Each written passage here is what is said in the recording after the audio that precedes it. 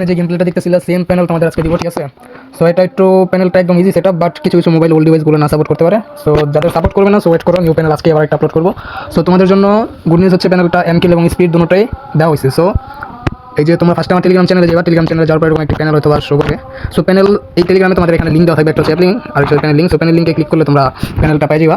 So panel পাওয়ার পর যে ডাউনলোডটা অপশনটা ডাউনলোড করবা সেটার পাশে দেখবে এই জায়গাটার মধ্যে থ্রি ডট একটা আইকন থাকবে। সো সেখান থেকে তোমরা সেভ টু ডাউনলোড নামে অপশনটা ক্লিক করে নিবা, ঠিক আছে।